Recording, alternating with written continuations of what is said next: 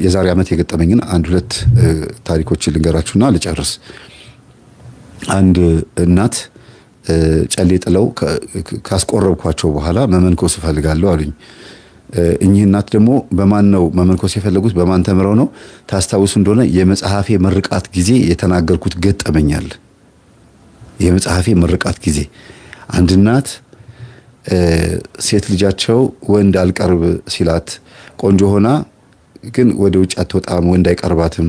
ስለዚህ ምን አደረጉ? ሱሬ አመጡና ገዝተው ሱሬው ላይ አስደግመው አስለበሷት። ከዛ ልጅቷ ወጣ ወጣ እያለች ወንዶች መተዋወቅ ጀመረች። ከዛ ድንግልናዋን ወሰዱባት።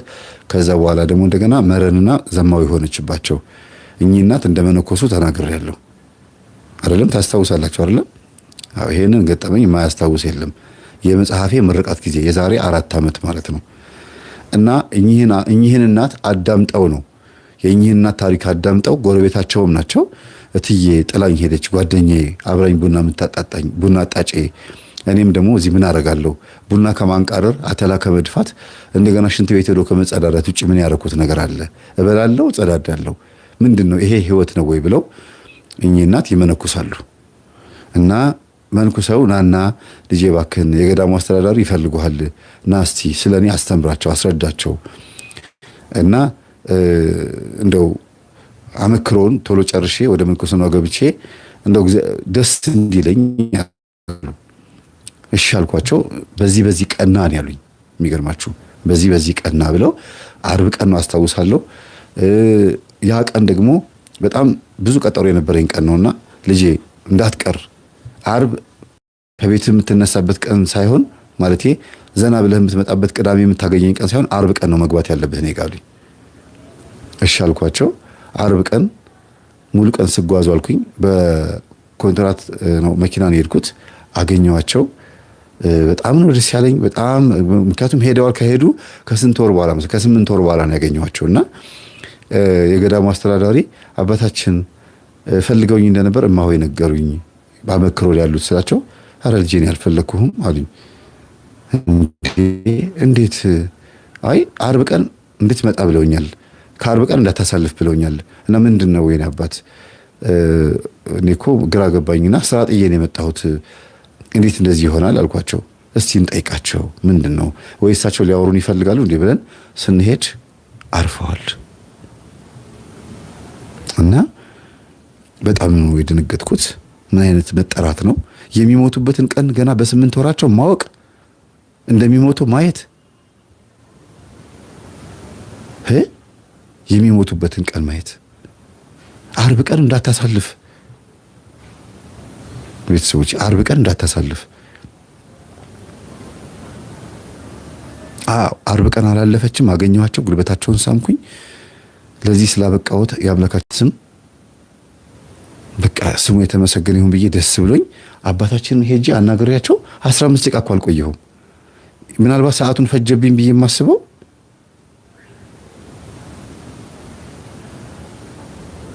እውነት ሰዓቱን ፈጀብኝ ብዬ የማስበው በእግሬ ሄጄ ወደ አስተዳደሩ መመለስበት ሰዓት ነበር።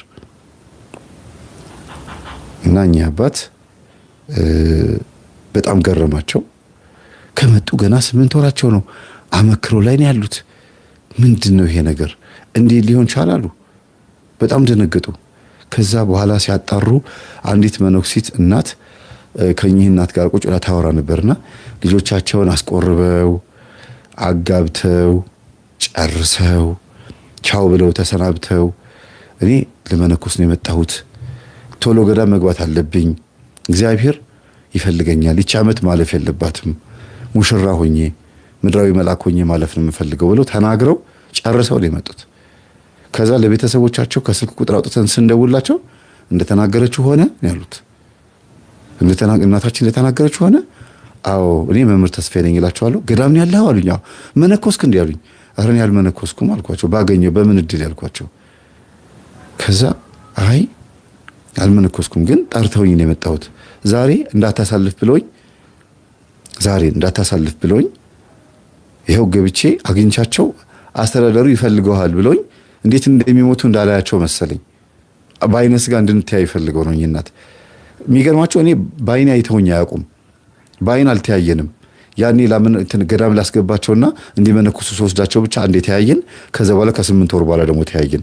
ሁለቴ ብቻ ነው እናሳቸው የተያየ ነው። ከዛ ውጭ ያልተያየንም ራሳቸው ናቸው የጨረሱት ሁሉ ነገር ንስሐውንም ምኑንም። እና በጣም ነው የገረመኝ፣ በጣም ነው የደነቀኝ። በአንድ ቀን ተገናኝተን ጨሌ በአንድ ቀን ጥለውልኝ ገዳም እንዴት መሄድ እንዳለባቸው ተነጋግረን ያቺ ገዳም የሄዱባትን ቀን እንጃ እንዴት እየተደሰቱ እየፈነጠዙ እንደሚሄዱ ህፃን ልጅ ታውቃላችሁ እንዴት እንደሚቧርቅ እንደዛ ነበር የሚሄዱትና እኚህ እናት ማረሳቸው እናት ናቸው። አረፉ። ወደ ቤቴ ስመጣ አላለቀስኩም። የደስታ ለቅሶ ሊሆን ይችላል ያለቀስኩት እንጂ እየተደነቅኩ ነው የመጣሁት እንኳን ላለቀስ። እንዴት ክርስቶስ በዚህ ልክ 40 ዓመት የዘጉ 20 ዓመት የዘጉ የበቁ አባቶች የተሰወሩ አባቶች ወይም ደግሞ ራእይና ህልም ታይቷቸው በብዙ ጸሎት በብዙ ህይወት ይባላል አይደል?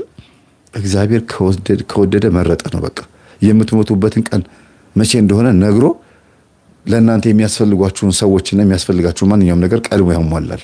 እኔ ለእኚህ ሴትዮ በሰላም ማረፍ እና ማለፍ ለእኚህ ሴትዮ በሰላም ማረፍና ማለፍ ምክንያት እድለኛ አይደለሁ ታዲያ? ግን ምን አርጌ ነው? ምንም አላረኩም። ስለዚህ አንዳንድ ጊዜ እንደው ተአምር እንዲፈጠር በጣም ወገብ እስኪቆረጥ መስገድ ላይ መጸለዩ ላይ ሳይሆን ማተኮር ያለብን የልብ ንጽህና እንዲሁም ደግሞ መመኘት፣ ዝም ብሎ በጎ ነገር መመኘት ያስፈልጋል ብዬ አስባለሁ።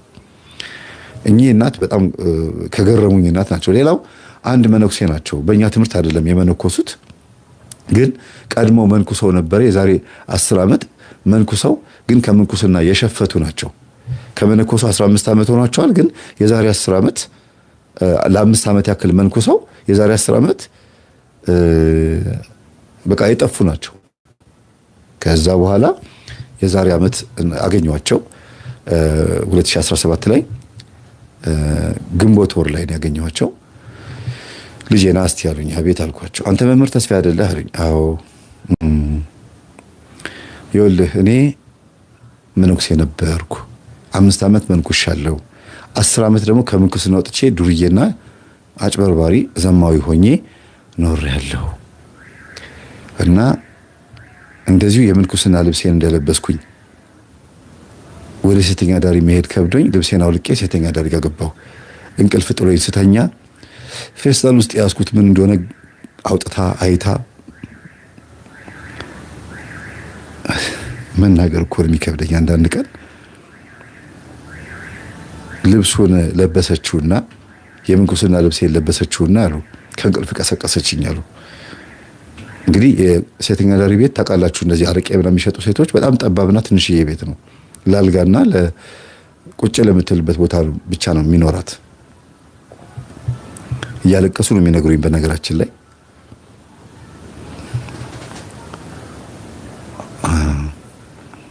ስሰማቸው በጣም እንትን ብዬ አዝኜ ነው የሰማኋቸው እውነት። እና ልብሳቸውን ለበሰች፣ ቀሰቀሰቻቸውና ተንበርክካ እኛ ወደ እናንተ ልንመጣ ስንናፍቅ እናንተ ይሄንን ልብስ በፌስታል ይዛችሁ ከኛ ጋር ትተኛላችሁ? ይሄን ልብስ እኔ ለብሼ እርሶን እለምኖታለሁ፣ ከቻሉ እባክዎትን ይሄንን ልብስ እንደለበሱ ወደ ገዳም ይግቡ። አሁኑን ከኔ ቤት ሲወጡ ልብሱን ለብሰውት መውጣት አለበት። ህሊናዎት እንዲወቅሱትና ኃጢአተኝነት ስሜት እንዲሰማውት እለምኖታለሁ ብላ ተንበርክካ፣ ካልቻሉ ግን እንደዚሁ እርሶ እንደለበሱ ደግሞ እኔ እንደዚህ እንደለበስኩኝ ወደ ገዳም ይወስዱኝ አለቻቸው። በስመ አብ ወወልድ ወመንፈስ ቅዱስ ብለው ካልጋ ቶሎ ልብሳቸውን ለበሱ። ከዛ በኋላ በግንባራቸው ተደፍተው ጌታ ኢየሱስ ክርስቶስ ሆይ ምን አይነቷን ያመጣህብኝ? ምን ውስጥ ነው የገባሁት? ይሄ ሴተኛ ዳሪ ቤት ነው? ሌሊት ከኔ ጋር ስትላፊ ያደረችው ልጅ ናት እንደዚህ የምትለኝ? በዚህች ልጅ ልብ ውስጥ ገብተህ መከርከኝ? በዝሙት ካስደሰተችኝ ሴት ጋር ሆነህ መከርከኝ? አንተ ማትገባበት ቀዳዳ የለም። አንተ ምን አይነት አምላክ ነህ እያሉ የምንኩስና ልብሱንም አልለበሱትም፣ ጫማቸውንም አላደረጉም። እንዳበደ ሰው ወጡ ሄዱ። ሌላ ልብስ አልለበሱም። እንደዛው እንደለበሱ በእግራቸው በትራንስፖርትም አልተሳፈሩም። ከአዲስ አበባ ጥግ ለአንድ የሆነ ቤተክርስቲያን ላይ ደርሰው ሄደው እዛ ጥር ስር ለ1 ዓመት ከምናምን ያክል የኔ ቢጤ ሆነው ለማኝ ሆነው እየለመኑ ጌታን እየተማጸኑ ይቅር በለኝ እያሉ በለመኑት ሳንቲም የምንኩስና ልብስ ገዝተው እንደገና ገዳም ገቡ። ምን አይነት ልጅ ናት እቺ ልጅ? ትምህርታችንን ስለምናውቅ ነው አይሮን ነው አላውቅም። ምንድነው የገባት? እሺ እንደዚህ አይነት የገባት ልጅ ከሆነች ለምን ሴተኛ አዳሪዎች አናውቅም። እግዚአብሔር ነው ያናገራት። ስለዚህ የሆነ ኃጢአተኛ ሰው መጥቶ ሲመክራችሁ ወይም ደግሞ ለምን እንደዚህ ታደርጋለህ የሆነ ሐሳብ ሲናገር አንተ መጀመሪያ ለራስ ወቅ ራስን ሳታድነው አይባልም። በእንደዚህ አይነት ሰው ላይ አድሮ እግዚአብሔር መጥቶ ወደ ነበርንበት ማዕረጋችን ይመልሰናል። በማን አንደበት ላይ አድሮ መጥቶ እንደሚመልሰን አናውቀውም። የተማረ መምህር ብቻ፣ የመነኮሱት አባቶች ብቻ ወይም ደግሞ የበቁት አባቶች ወይም ቅዳሴ ላይ ያሉት ቴዎሎጂ የተማረ መምህር ብቻ አይደለም የሚመልሰው። እግዚአብሔር የሚገባበት ቦታ ቀዳዳው ብዙ ነው። መጽሐፍ ቅዱስ ላይ ብዙ ታሪክን ሰምተናል። እንደዚህ ያደረጉ እግዚአብሔርን ያገዙ የነሱ ሕይወት ሳይለወጥ ሰውን እንዲለውጡ እግዚአብሔር የተጠቀመባቸው። ይሁዳ አባታችን ያዕቆብ ልጅ ይሁዳ በገዛ የልጁ ሚስት ነው አይደለም እንዴ የተመለሰው ወደ እግዚአብሔር የተመለሰው ወደ ልቡ የተገዛው። አረ በጣም ብዙ ታሪክ እኮ ማምጣት ይቻላል። ሴተኛ አዳሪዎች የመከሯቸው ዝሙት ሊፈጽሙ ሲመጡ መጠጥ ቤት ሊጠጡ ሲመጡ በጎረምሳ በጥፊ ተመተው የሚመለሱ አሉ እኮ። አባታችን አያሰድቡን ለምን እንደዚህ ይመጣሉ? እዚህ ይሄ ልብስ እዚህ የሚመጣ ነው ሂዱ ከዚህ ምናምን ብሎ ጎትተው ሁሉ የሚያስገቧቸው ጎረምሶች አሉ። ለሃይማኖት ቀናኢ ሆነው ግን እግዚአብሔር ነው በዛ ውስጥ ነው የሚያናግራቸው።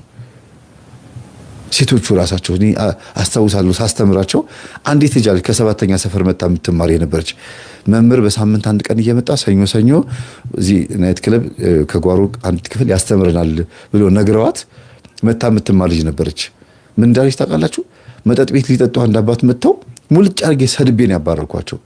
ከዛ ወጥተው ከኛ እዛ ደግሞ ሌላ መጠጥ ቤት ሊገቡ ሲሉ እዛም ገብቼ ውጡ ሂዱ ከዚህ እያልኩ ከዛ መጨረሻ ላይ ነይ እስቲ የኔ ልጅ አሏት። አቤት አለቻቸው።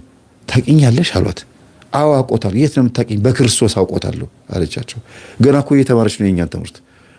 ገና ከኃጢአቷ እኮ አልተላቀቀችም።